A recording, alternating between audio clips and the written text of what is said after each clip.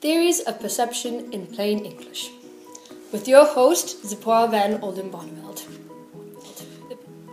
The epistemological question we are trying to answer is, are we all brains in vats?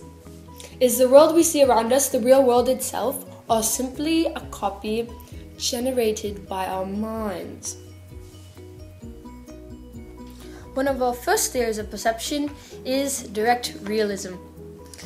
First proposed by Thomas Reid, it claims that all five senses provide us with a direct awareness of the external world. It also proposes that we learn of the world through our senses and that things are as they appear. It is the instinctual belief of most people, including myself, and off-duty philosophers. Therefore, what the physical world and the mental world perceive are exactly the same. As a result, this apple is really an apple. That means that these dance moves are just as horrid as they appear to be.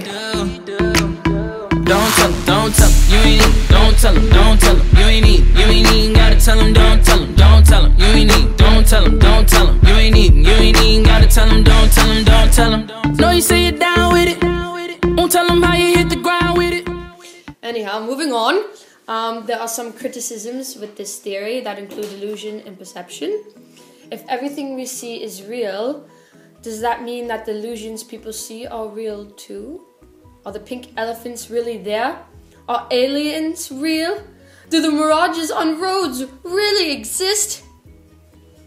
We may never know. On to our next theory of perception, which is indirect realism.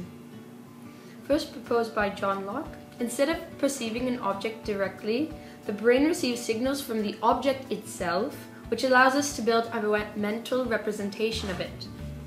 These signals are known as sense data and are characterized as either primary or secondary qualities. Primary properties are undeniable objective features of an object, such as size and shape, whereas secondary qualities are subjective, which means they can change depending on person to person, such as color and taste. Therefore, when I hear Chukoi bark, do I hear Chukoi himself, or do I infer his existence from the bark?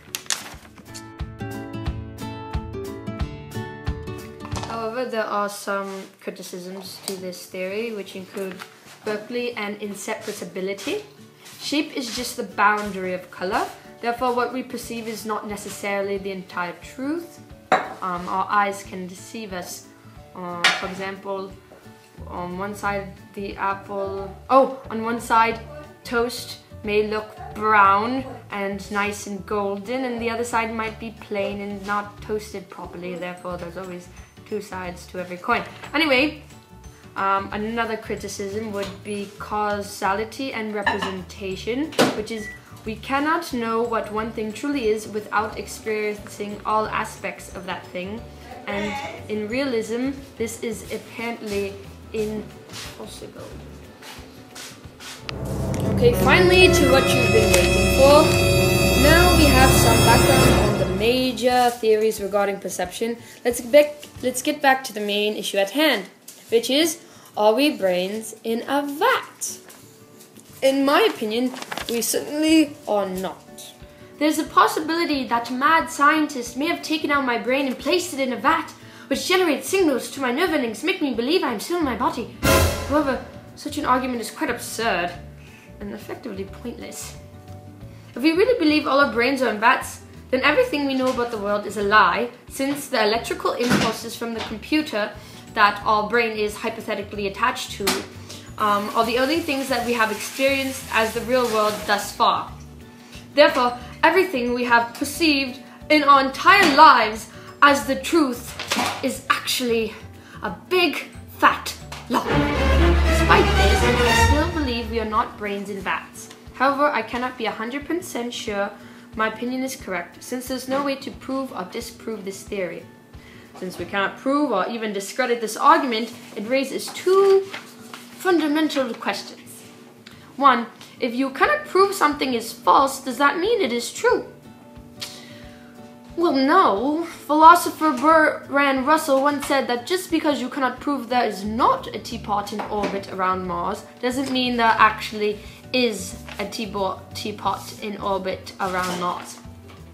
Number 2, moreover, even if we are brains in vats, who really cares of such rubbish? As long as we believe the input we receive is real, it may as well be as if we are normal humans living in our normal everyday reality. Therefore, those are my 2 cents on direct and indirect realism in addition to brains in vats.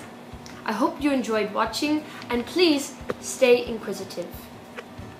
I leave you with the rest of my dancing bit, and see you next time on Theories of Perception in Plain English.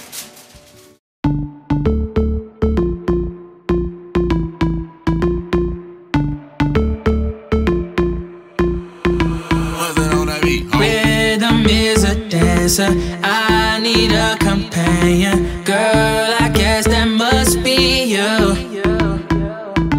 Body like the summer, touch it like no other. Don't you tell them what we do.